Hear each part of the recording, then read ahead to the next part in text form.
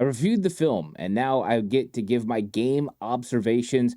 I go upon further review to talk about the detail of this game after watching the all 22, all the end zone cams. It's going to be a great episode. Hope you guys will all stay and watch this episode of 49ers Cutback.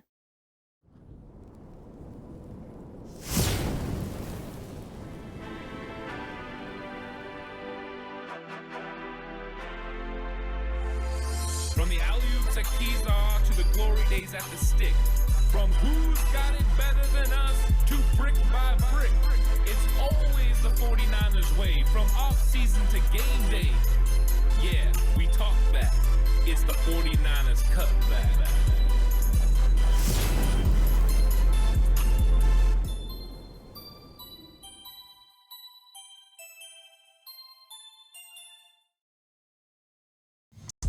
It's 49ers Cutback podcast time. Welcome to the show, everyone. Excited for this episode to be able to talk about the San Francisco 49ers. Big victory over the Dallas Cowboys heading into their bye week, and a lot of things that you can find out on film just by giving it a second look. And of course, I do all my film breakdowns over on Patreon, and I've actually worked through the entire game. I've watched it. I've broke them all down. Those are going to be coming out during the week on Patreon. So if you're interested in checking those out, go give it a look. But I got a lot of big takeaways, and you always get a clearer picture when you go ahead and see it from different angles. Sometimes you just can't tell, even from the all 22, on certain people how they're playing, their depth, whatever. But then you can go look at it from end zone cam and everything else, and you get even a clearer picture. And I got some real good takeaways from this football game. I saw some players really stepping up and making plays for this football team, and I seen other ones maybe struggling with communication or maybe with some technique flaws, and those led to some opportunities for the Cowboys when it came to them both offensively and defensively. So it was kind of a mixture of both. There was a lot of good for the 49ers. There was some bad. And of course, when you're telling the truth and you're breaking down the field and you don't have a narrative, you come up with some just key things. So these are coaching points, things that I've seen from watching the film. And so we're going to get into it. And like always, go ahead and like and subscribe to the channel if you haven't already. I really appreciate it. If you're listening audio platform, 49ers Cutback on Believe, please give it a 5-star rating. And if you're going to bet with Bet Online. Basketball fans, it's that time of the year again. The NBA is back from opening tip-off to buzzer beaters. Bet Online has you covered with the best odds, biggest promotions, and live in-game betting on all your favorite teams. This season, every game matters. BetOnline is every stat, matchup, breakdown, and live odds to bet on during the game. And it's not just the NBA. BetOnline has odds on everything from football to the World Series to NHL to political props. Head to the website today to get in on the action with America's most trusted site for online wagering. BetOnline, the game starts here. And I want to start on the offensive side of the ball. Because the thing I most walked away from was the 49ers could have easily scored 50 points in this football game. And I'm not saying that to be brash or to say something over the top. It's just the truth. There were opportunities for the 49ers to have big plays against this Dallas Cowboys defense. Now, they just didn't execute. And there were several reasons that we're going to document and go through here pretty quick that illustrate why. But I think the point is it's not that the 49ers don't have the opportunities. They're just not seizing those opportunities. This could be a high potent offense, and that's without Brandon Ayuk. That's without a consistent Deebo Samuel out there in the lineup. That's without Christian McCaffrey. Imagine what it could be with Christian McCaffrey back, with Deebo Samuel, with all of his wind and his legs back underneath him, and we'll see what happens with the rib/oblique. But this offense has opportunities to make big-time plays, and 50 points was not a stretch by any stretch of the imagination. It was a really attainable goal. They just couldn't get it done. Now, the third quarter looked like what the game should have looked like. They got things going. The first drive of the second half wasn't great, but it ended up finishing great. But after that, drive 2, drive 3 of the second half were absolutely fantastic in all aspects. Running the ball consistently, Brock making key throws, good reads, good blocking. It was good. Now, some missed blocks definitely contributed to some of the missed opportunities in the run game. The 49ers had opportunities for even more yardage on the ground. Crazy to say when you have 36 carries for 223 yards, but there were times where they just didn't get enough push. If they would have got a little bit of push, they would have been able to have a bigger hole for Isaac Guerrero, which could have created another opportunity for bigger plays. Or in some cases, and I don't like to criticize players too much, but there were some times that Jordan Mason just plain and simply didn't see the hole or made an incorrect cut. One thing I noticed on film from watching Isaac Guerrero, from watching Jordan Mason, was where Isaac Guerrero was making those cuts. On the inside zone plays, you have to press to the line of scrimmage and to the heels of your offensive lineman before you jump cut into the hole. With Isaac Guerrero, you were getting that, which means you were getting the time and the patience for that offensive line to be able to make those blocks, either to run them across and wash them down, or to be able to scoop them and make the block. When it came to Jordan Mason, he was doing it a little bit early. He wasn't pressing it as much to the line of scrimmage as I felt he needed to. And so if he would have done that, there was a couple of plays, including a third down run play where the 49ers don't get the first down, where Jordan Mason absolutely would have gotten the first down because Banks did secure his block. He just jump cut too quickly and ran into Banks's guy. So we've got a little bit of attention to detail problems from Jordan Mason to Isaac Guerrero, which is crazy to say because Jordan Mason has ran so good this season that it's surprising to hear that a rookie was actually running the ball better in this football game than Mason. And maybe that has to go into Mason's shoulder injury. Maybe he's trying to protect himself so he feels more comfortable running one direction than the other. But it's definitely not what you need as a running back within the 49ers offense. You need those guys to be able to be patient, but also when they have to make their cuts, to make their cuts consistently. So I thought that was something I noticed on film. Very high on what Isaac Guerrero did in this game. It looked really good. Now, the offensive line, it just didn't run block as well as we've seen them do against Seattle and some of the other teams. I felt like they lacked a little bit of the physicality that I like to see from the offensive line, and that if they would have made a couple of blocks here and there, it could have sprung Guerrero and Jordan Mason for bigger carries, which would have definitely changed the momentum and got some drives going early on in the first half. But that didn't happen. And so we've got to get a little bit of a push from that offensive line. I thought this was actually one of Colton McKivitt's worst games of the year when it came to run blocking, and for no reason other than he just didn't execute at the highest of level. He's been doing a pretty good job so far this season, but I thought in this one, he was actually not as good run blocking as I've seen him in the past. And a guy like Jake Brendel, who normally struggles with it, I thought he did very good in this game. So you're not going to play great games every single week or even good games every single week. So I got to give, Colton McKivitz the chance to bounce back. But I didn't think this was his best performance, and they left some yardage out on the field because of it. So the run game was definitely hampered a little bit by what was going on with the offensive line. And then there were some key blocks missed on the edge. George Kittle, Kyle Juszczyk, and also a guy like Jacob Cowing, and I'll talk about him more in a minute. But I thought that Juszczyk and George Kittle didn't miss a lot of blocks. It was just here and there. Both guys also got nabbed for holding penalties. I didn't feel either one were actually holding penalties. As the defensive players trying to get away, they disengaged, let the player go. And so the referees were being a little bit tight when it came to holding penalties on the edge. And I think they nailed those two guys, which normally wouldn't have been penalties. We've seen other players on other teams, and including these guys, get away with the exact same blocks in other weeks and it not be called. So consistency from the refs from week to week and crew to crew definitely makes it interesting for offensive players. So I don't really blame them for that, but they definitely went and hampered the 49ers opportunities for big-time explosive plays and maybe even touchdown drives. They were able to overcome Kyle Juszczyk's. They were not able to overcome George Kittle's, where they didn't get a touchdown on that drive where it should have been. Isaac Guerrero was absolutely running down their throat. So they've got to figure some things out when it comes to that, and those penalties definitely cost the 49ers. But Isaac Guerrero, he showed his best vision of the season. It was very detailed. Like I said, his technique was there. He was making the proper reads. He was exploding, and he looked fast.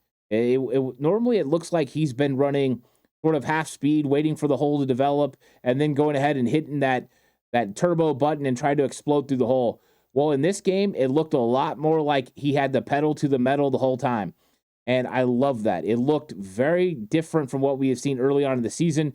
I think he talked about this in the post-game show, about the fact that now he's running. He understands the speed in the NFL is different. The play style of the NFL is different compared to college, so he has to adjust his game. It felt like he did in this game, and it was very nice to see. 14 carries, 85 yards, 6.1 yards per carry. Had the one touchdown on a great run up the middle. The jump cut, the dive into the end zone. Very nice. Good vision. Good blocking up front, too. Dominic Pooney, great job. Him and Jake Brendel handle a combination block. He does a great job making that block, coming off, getting to the backer. It was good vision by the running back and great blocking by the offensive line leads to a touchdown. And then if you're going to be successful in the red zone, it takes everyone working together. And it really happened on that play. So I loved what Guerrero showed, how he looked faster right off the bat, looked really good. He was able to run the inside zone consistently. He was able to get the ball on the outside for some toss plays. He even bounced out some plays that were going for nothing and turned them into something, including the last run play of the game where he bounces outside, he gets to the edge, and he could have scored a touchdown if he wanted to. Slides down and ends the game right there. But the explosiveness of Isaac Guerrero was definitely on display in this game, and an element to the offense you could see the 49ers could get really excited about moving forward, not just what he could do potentially this year, but what he could do in the future. And it's interesting because it felt like he had a really good game against Seattle, and then after that against Kansas City, there just wasn't a lot there. But this week, he was right back involved, right back making plays, and even catching the football out of the backfield as well. Guerrero was showing a lot of improvement and that he can be a weapon that they can use within this offense, and it was really good to see. Now, Kyle Shanahan, he called a great game. He did. And if anyone is criticizing Kyle Shanahan, I don't know what for, because I found so many times where there was open receivers within the progression, and you just, constantly had the opportunities to get the ball out and get the ball to those guys in space to make plays. George Kittle got open. Ricky Pearsall got open. Chris Conley got open. It was a consistency to it. And I love the game plan coming out and not just running your prototypical offense where we're going to run the outside zone, we're going to run the toss plays, we're going to run play action, which they did consistently, but also let's get the ball in Debo's hands on screens. And you had some opportunities. I mean, Debo had the one he dropped. If he doesn't drop that screen, Debo was in the end zone for a touchdown. It was completely set up. They had way more blockers than there were defenders. They were all executing pretty well when he dropped the football. It would have been a touchdown. But I like that he was using Debo again for those extended run plays. Let's get the ball out there in space and let him create. That's where Debo really flashes. But even if it doesn't turn into a big-time play, what it does do is force a defense to cover you fully horizontal. What we've seen defenses do is pack the middle and try to take away this 49ers offense by not allowing Brock Purdy to win over the middle of the field. Well, one way to spread them out is to start running some of those pass plays and screen plays to the outside to the wide receiver. Now, all of a sudden, defensive players can't pack the middle as much, and they've got to spread horizontally. Spread them horizontally, that will be a big impact on this 49ers offense. So I love seeing that from Kyle Shanahan. He also brought back the counter play to Debo Samuel. He ran outside zone to Debo Samuel. It was creativity within this offense. He ran a screen pass to Guerrero. If Guerrero would have read it right, the 49ers would have had another big play. It probably would have went for 12 to 15. Guerrero tried to keep it outside instead of going inside where his blockers were. So a little bit there, but Kyle was definitely feeling it. He was making the right calls at the right time. You look at the fourth down call that he had, Debo Samuel wide open over the middle of the field, missed connection from Brock to Debo, but that's not for lack of play call. The play call was good. The other thing that I really loved that Kyle Shanahan was doing in this game was he was manipulating the Cowboys linebackers on certain normal tendencies and reads. So they were taking advantage of when Kyle Juszczyk went in motion and went in motion late, where the linebackers believed that was going to mean a play that went to the outside. So Kendricks was flying out there. You would see the linebackers flying out there, him and others, getting out there, seeing what they could do on the outside. And so what he did was he did that, and then he would run back behind it, and it was creating nice holes. Also, they were keying Kyle Juszczyk. Where Juszczyk went, normally the running back follows. So Kyle started running away from Juszczyk a little bit, and that helped. Then pretty soon they got used to that read, and then he started running behind Juszczyk. it was a constant evolution of the game plan for Kyle Shanahan. He knew when they do this, I'm going to adjust to this. And it was just consistent over and over and over. And so I thought it was a very good game plan using his motions, using his personnel groupings, which he did again, running some very unique personnel groupings to get matchups. And what did you get? A matchup like Deebo Samuel one-on-one with Kendricks going down the sideline. It only happens because of the unique personnel grouping and them still being fearful of Deebo Samuel running the football. You go back to play one. He comes out. He's got 11 personnel on the field, yet Deebo is the running back in the backfield. So what do? You run an outside play, and George Kittle misses his block. If George Kittle doesn't miss his block and Trent is able to kind of occupy his guy just a little bit better, it's really close. Deebo Samuel ran for a touchdown on the first play. That's how close they are to executing some of these plays. So the play calls are good. The execution's not always there. When it is executed right, you're getting big explosive plays from this 49ers offense. So I love what Kyle Shanahan was doing in this game, taking advantage of the defense, taking advantage of their tendencies, and overall being willing, and Brock Purdy being willing as well, to can plays and run the football on third down. Did it work? No, it wasn't because it was a bad call. It was a good call. It was a obvious run down. 3rd and 4, you get an obvious run look. They got 6 guys in the box. We're going to run the football. You just got to be able to execute better. So I like that from him. I thought he broke some tendencies in this game and took advantage of the Cowboys linebackers. And I thought he had the upper hand on Zimmer the entire game. And so it was a good game. Brock Purdy played good. He made some big throws. He had some key runs. But I can tell you right now, when they put on the film, Brock Purdy wishes he had a lot of throws back. So I think that there was a couple of throws that got away from him. That's going to happen in a football game. But more so, there are some plays that he wishes he had back that he could have thrown. So everyone remembers at the end of the first half, Brock Purdy's going to throw, and he throws, and the ball goes into the ground, and Aaron Banks recovers what would have been a fumble. It ends up causing the 49ers to not be able to get a first down and not be able to get a field goal at the end of the half. And Kyle Shanahan was pissed off. And if you want to know why Kyle is really irritated on the sidelines, well, it's as simple as this. He has dialed it up. He's got George Kittle going down the middle of the field, and George Kittle is open. Not wide open, but open in NFL standards behind the entire defense, between the 2 safeties and over the top of the linebacker. The touchdown. Brock Purdy hesitates on throwing it and ends up eating it and putting it into the ground. That would have been 6. That would have changed this football game. The 49ers would have went into half up 13-10 over the Dallas Cowboys. But Brock Purdy second-guessed himself. And I don't know why exactly. I don't know what he thought he saw, and so I can't comment on that. He can talk to that with Brian Greasy. I just know he missed an opportunity there. There's another play where he waits on Ricky Pearsall on a route over the middle of the field, and he's got George Kittle in the route concept on open on an out pattern. If he throws it, because there's a blitz and you got man coverage, George Kittle catches the football. He's got 5 yards on the closest defender, which is Overshown, the linebacker. If he catches the football, it's a touchdown up the sidelines for the 49ers. 49ers ended up getting a field goal on that drive. Another missed opportunity. These are some of the reasons that I say the 49ers could have scored 50, and there's plenty of other times in this game where these things happen. Now, the ones that are away from the original concept, you're looking to the right in your progression and you're not able to get to 3 or 4, I'm not concerned with those. The ones I am concerned with are the ones that are built into the natural concept that are a part of his first part of his progression, 1, 2, and he's not quite hitting those, or a little bit nervous on pulling the trigger. Now, it wasn't always Brock Purdy. Wide receivers didn't do him favors again.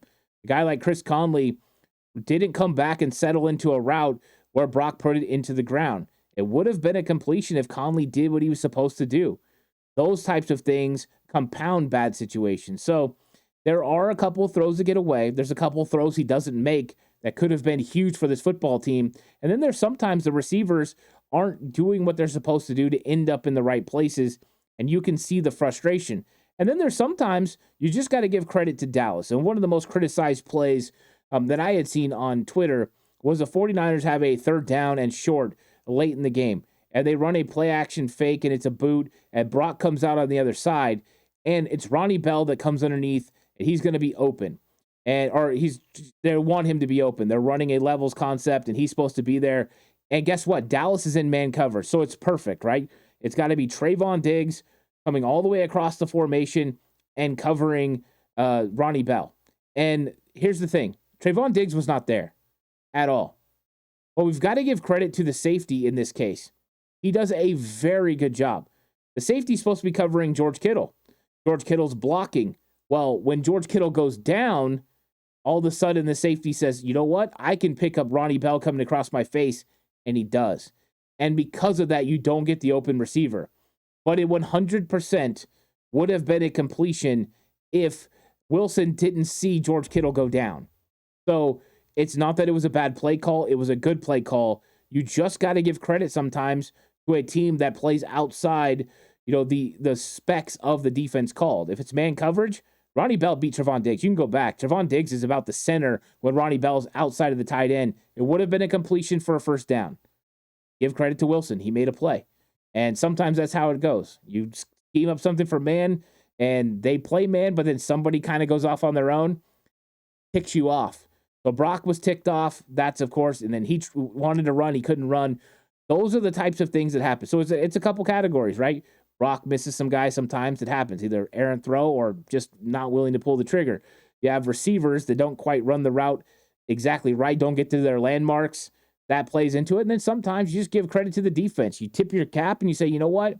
You played it just right. And that was a situation where I felt they played it just right. So Brock played good, though. I didn't think it was a bad performance for Brock Purdy. I thought he did a pretty good job in this game.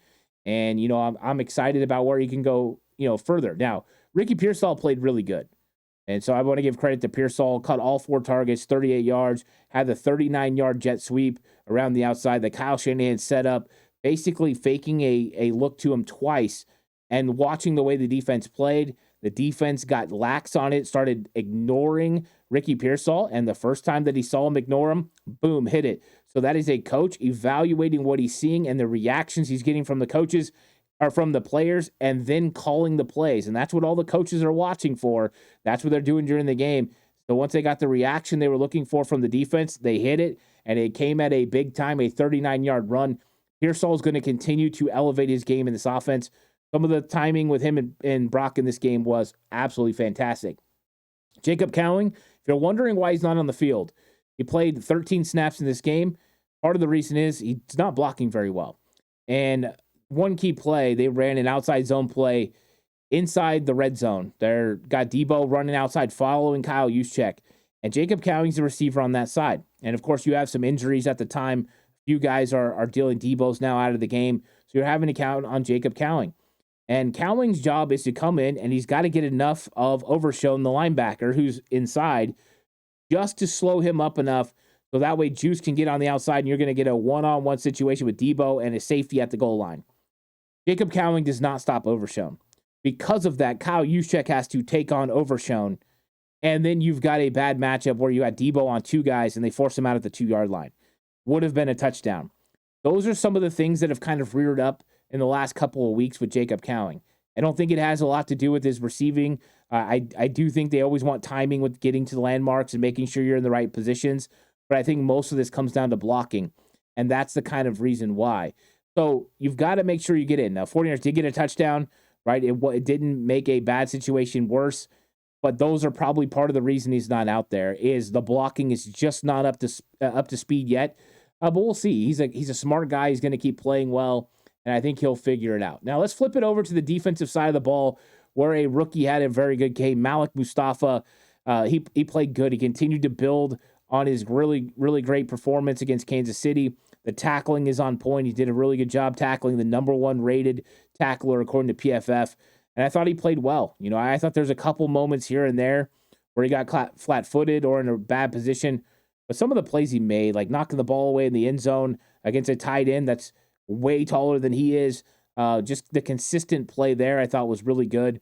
And so we're getting good play from Malik Mustafa, getting good play from Renardo Green. I thought Renardo Green played really good again.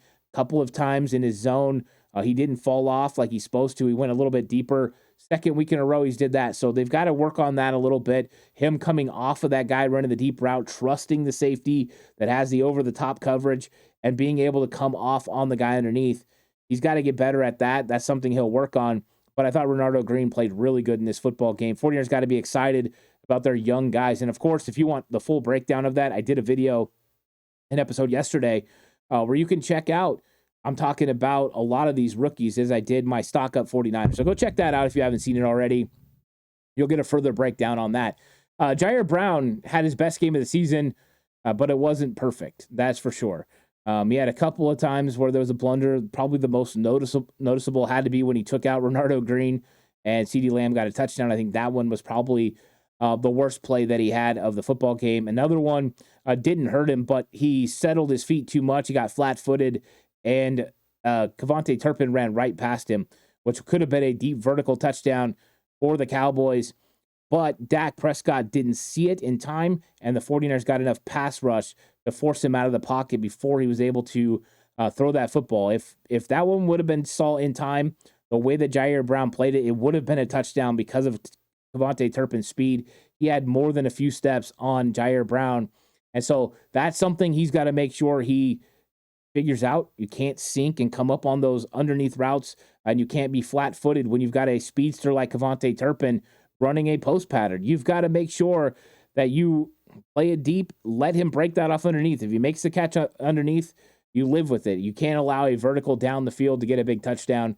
But other than that, he did great. Great in the run game, coming up, flashing up, good tackling. It was a good game for Jair Brown. Nick Sorensen, I thought he called a good game, guys. Nick Sorensen put the 49ers in good situations to be successful, and I'll argue with anyone that says anything otherwise because it just wasn't because of play call. I mean, it's just like with Kyle Shanahan. Are there calls here and there you'd like back? Maybe in some situations you would love to go with more of a bracket coverage and take away CeeDee Lamb on certain looks, yes. But when you're scheming it up, if you get CeeDee Lamb against Charvarius Ward or CeeDee Lamb against Deommodore Lenoir, and that's how you schemed it up, I don't see where that is a real issue. The 49ers continue to create turnovers. They were really good at run fits this week. They did some good stuff there. I thought they played really, really good through 3 quarters in a few minutes. And it's funny because the drive that actually kind of gets to the 49ers is the third drive of the second half. And we get into the fourth quarter, and the 49ers have forced a 3rd and 10. They've done a very good job. I mean, just good play after good play. And we're going to get a pass interference call on Charvarius Ward, which I hate the call overall. Number one, the ball wasn't in the air, so it can't be pass interference. But that's neither here nor there because it would have been a first down if they called illegal contact. But I hate the illegal contact call too. They're calling it because he has his hand on the guy's shoulder. But the real reason that the play wasn't working for Jalen Tolbert on that play was Charvarius Ward cut him off. And you are completely allowed to have position and that position as a defender. So I thought it was a little ticky-tack. I thought that wasn't a really good penalty. I think if you looked at the other one from Mooney Ward around the goal line, like you probably have more refs that are going to call that one. He had an arm around the waist. You're going to get called for that. You play physical sometimes. Some refs let it go, some don't. That one's more understandable. I think the second one, though, on 3rd and 10, I didn't really care for that call a lot. I mean, it's one of those things where Mooney does hand on the shoulder every single play if you watch. And there's other plays in the game, and those never got called. And I thought that because he cut him off, the Dallas Cowboys sideline was yelling for it, and they got the call. But I thought Charvarius Ward did a good job. I thought he was right in the right spot. That should have been a turnover on downs. What's crazy is that ends up being the first touchdown of the half, ends up being on that drive. You got forced all the way to a 4th down on the next set of downs, and Kevontae Turpin ran a route, and the 49ers have everyone covered minus Kevontae Turpin because Deommodore Lenoir got turned around. So he didn't stay in his back pedal. It was a technique flaw. He didn't stay in his back pedal long enough. He started to turn to run, expecting Turpin to run a vertical, and Turpin broke it off. And there was really nothing about Turpin's route that should have pressed Deommodore Lenoir to run the vertical that quickly. If he would have stayed in the back pedal, he could have kept his cushion. If that cushion started to get broken, then he could have flipped his hips and ran with him. He did not. So he wasn't able to drive on it because he actually did a full 360 pirouette trying to get back to it. That created separation. So it was a pass interference call followed by a technique flaw by Deommodore Lenoir that gives a first down. But think about the defense forced a 3rd and 10 to get off the field as an incomplete pass, and then a 4th and 5, and they're unable to get off the field. It wasn't because of play call.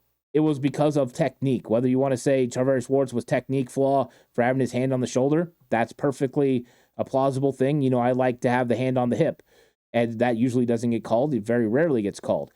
And so if you want to call that, then that's fine. A technique flaw, they got to get Charvarius Ward to play it better, but Charvarius Ward's been an all-pro in this league. He knows how to play cornerback with technique.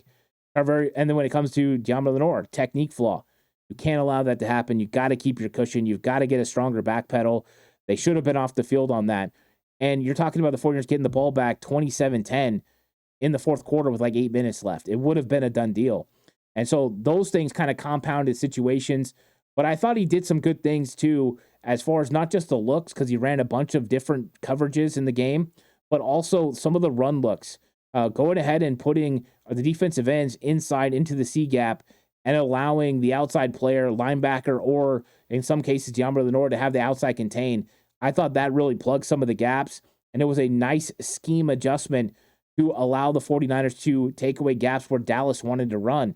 And you could see it. It definitely changed up how they were going to play it, and it allowed some free lanes for guys like Devondre Campbell and for Fred Warner to make plays, or in some cases, Deommodore Lenoir. Lenoir played so good against the run in this game. It was really a good job. Campbell played a really good game as well. So I thought that those were really good. He also ran a lot of line stunts in key situations. It wasn't like a ton of stunts, but enough here or there. And you could see it. It sped up the internal clock of Dak Prescott to get rid of the football. They didn't always get home, but it muddied up his lanes where he could possibly squeeze out. So pass rush lane integrity was better with a 5-man pressure. And then also it sped up his clock where he would throw incompletions. But the line stunts caused some confusion and even got some hits on Dak Prescott. And I thought that was a good job. So I like that a lot. I still think there's issues here and there. I think, like I brought up with Renardo Green, right, not executing very well in the zone on a couple of occasions, or some of the bad technique things. But I didn't feel like it was a bad called game. I thought he did a good job.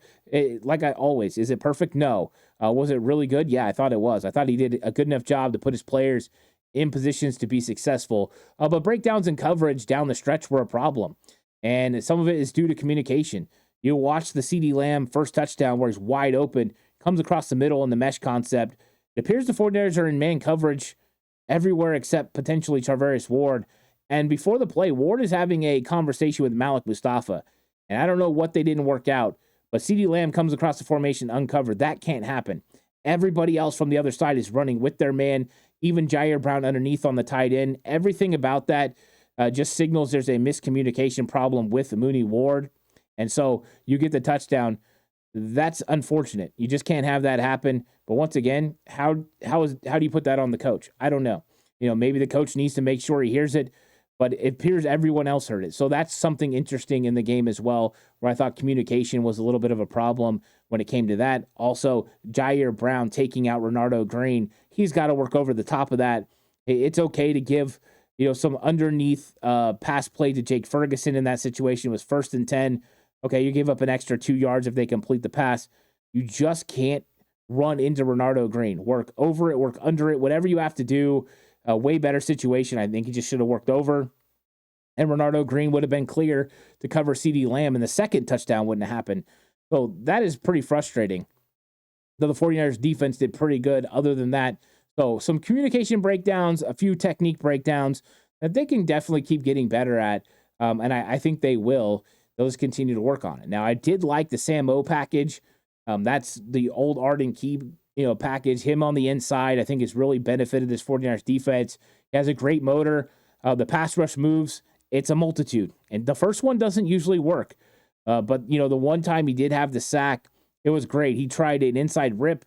Martin stopped him. So then he went to spin the other way. Martin stopped him, and he immediately spun back and was able to get to the quarterback. So I don't think it was like a fake spin. I think he tried to spin and it got stopped, but it's continually putting things together. When the first one doesn't work, keep working on it. And he kept putting things together, and I like that from him. And a lot of that goes to the motor and the good pass rush moves. I mean, he's working hard. He's battling in there on the inside. And I thought that gave him some athletic ability with some of the stunts, freeing up Bosa, freeing up Floyd, Malik Collins as well. It was good to see the 49ers pass rush making some good plays. And I thought they weren't always getting home, but when they didn't get home, we had good coverage. And when they did get home, they helped the coverage. So it was like really complementary, marrying that front to the back. I thought they did a good job in this game, and that's ultimately what you have to have. Now, pass rush lane integrity was so much better this week. You saw a defensive lineman paying attention to where Dak Prescott was, making sure you didn't leave huge gaps to where he could get through. And then if he did get outside the pocket, you had other guys, whether that was Malik Mustafa accounting for him, or Fred Warner, Devondre Campbell, or one of the defensive linemen squeaking out and running with him. They did a really good job of keeping him in front, and I thought that was really good to see this week. It was a lot better than last week against Kansas City. Devondre Campbell, D. Winters, and Tatum Bethune all played good against Fred Warner, or next to Fred Warner, and Fred Warner was phenomenal in this game. Continues to be the defensive player of the year in my eyes. I thought he looked really, really great. But it was nice to see Devondre Campbell flashing in the run game. He had really good coverage, whether it was Jake Ferguson, Dalvin Cook, or whoever they put on him. He did a really good job. This was Devondre Campbell's best game, and we know that I haven't been as hard on Campbell this season. I thought he's kind of gotten the bad rap a little bit, but I thought he played really well, and it was good to see him play really well in this football game. D. Winters had a couple moments where he absolutely flashed and made huge impacts on this game. He did go down with a concussion, and that was unfortunate, and that's when Tatum Bethune came in, and Bethune did good. He didn't play a lot of snaps, but when he was out there, he did go out there and make a couple attempts at a tackle, had one where he helped make a tackle and really was willing to pull the trigger, which I like. So I thought it was a good job. I thought the special teams played well in this football game as well. And we know the 49ers needed good special teams play if they were going to be able to get in there and win. So it was a good performance. I thought the coordinators did a good job, and we'll see how they build off of it as they start to get Christian McCaffrey back. Jawan Jennings will be back, and this offense gets more weapons. There's plays out there to be had. They just have to be taken advantage of. So this was Upon Further Review. Thanks for watching the episode. Please like and subscribe if you haven't already. If you're listening on audio platform, 49ers Cutback on Believe Network. Please give it a 5-star rating. This episode is brought to you by Bet Online. The game starts here. I'll catch you guys in the next one. Until then, stay safe. Remember, the right way is always the 49ers way.